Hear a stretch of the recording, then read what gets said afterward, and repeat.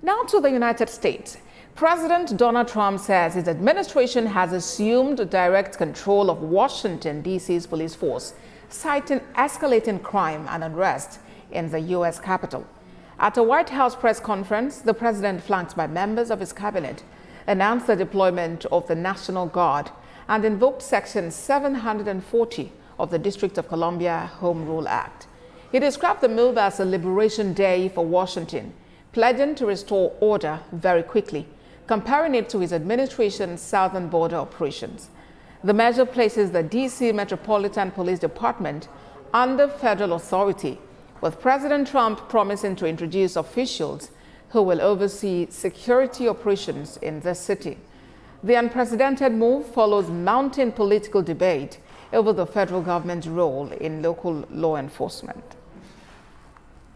This is Liberation Day in D.C., and we're going to take our capital back. We're taking it back under the authorities vested in me as the President of the United States. I'm officially invoking Section 740 of the District of Columbia Home Rule Act. You know what that is?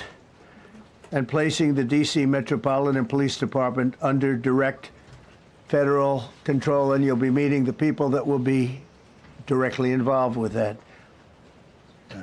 Very good people, but they're tough, and they know what's happening, and they've done it before. In addition, I'm deploying the National Guard to help reestablish law, order, and public safety in Washington, D.C., and they're going to be allowed to do their job properly. And you people are victims of it, too. You know, you're reporters, and I understand a lot of you.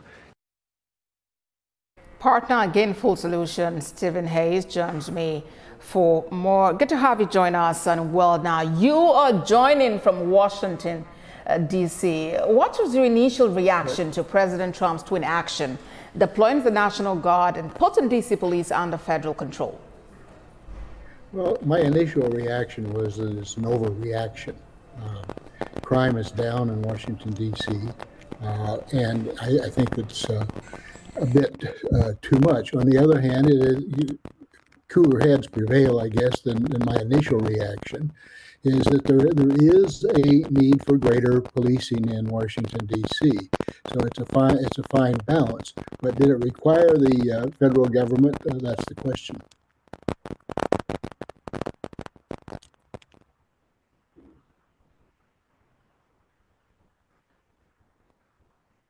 I mean, you have said crime is down. So what do you think is going on here? Some of it is political. Some of it is because a congressional aide was damaged when it was hurt. And when you have that happen to the immediate family, you become more concerned. It's also a very popular political move in around the United States. There is a fear of cities, particularly among the countryside and the Republicans, especially. All right. And so I think there is. If I may quickly butt in, please. We need to take a break now because we need to sort something with the audio from your end, but we will continue that conversation when we return. Please stay with us. Thanks for staying with us on World Now. My guest, Stephen Hayes, is partner at Gainful Solutions. He joins us from Washington, D.C. to speak on President Trump's latest move regarding security in the Capitol. So, Mr. Hayes, you were saying earlier that President Trump's move appears political. Shed some more light on that, please. Well, it is political, and on the other hand, there is a need for greater policing in Washington, D.C. The police force is 800 officers short of their goal. They would like to have 4,000 officers. There's only 3,200. Morale is not strong, and so forth. But at the same time, violent crime is down, according to the Washington Post, in almost every areas. And so I think that's a far more complex issue.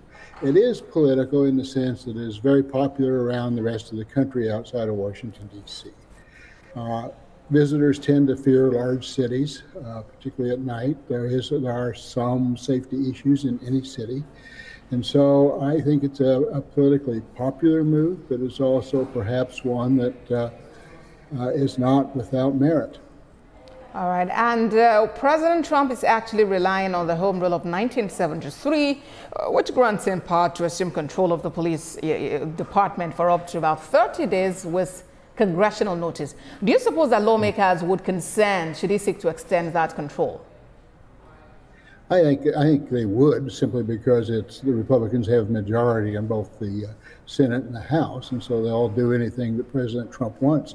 However, it also requires, I think, 60 votes, which is going to be very, very difficult, if I understand the law properly in that Home Rule regulations. So I think it's going to be difficult to extend, but I think there's probably ways that it can be done.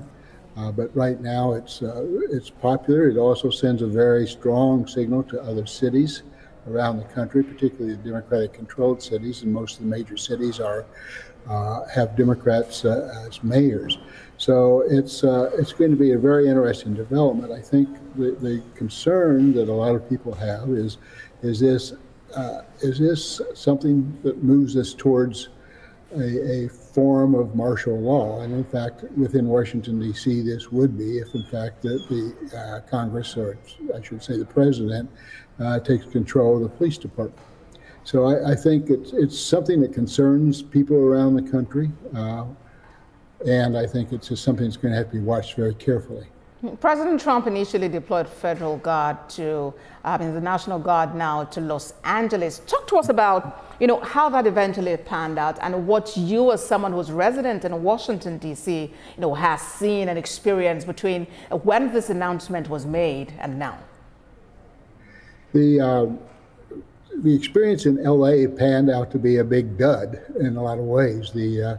If one reads the newspapers properly, the National Guard was basically bored in the end. It had little to do, but also up to that point, it did create a lot of friction between urban residents and the policing force. So I think that the results of that were limited.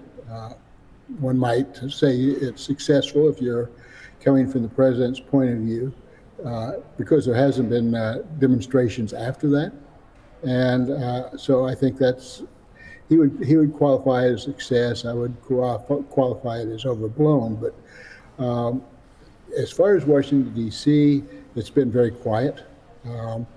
I feel more nervous when I see federal troops in the streets than I would just walking along normally. For me, I've never had a problem in Washington, D.C. in 30-some years of coming in and out of the city. So I think that everyone's just sitting back and seeing what happens. If they apply the police force, the National Guard, to the areas that need policing, that would probably be good. But in terms of where tourists go, it's a very limited need for policing, even though people coming into Washington, D.C. and big cities are nervous about it. So I think, again, it may be a little too much, but also the city needs help. And so even the mayor has said that they need help in policing.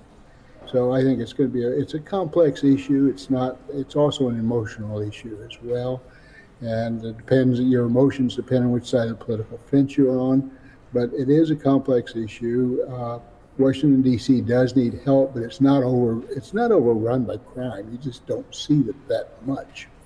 And do you suppose that this complexity and emotion that you have addressed could get people perhaps to protest against this move on the streets?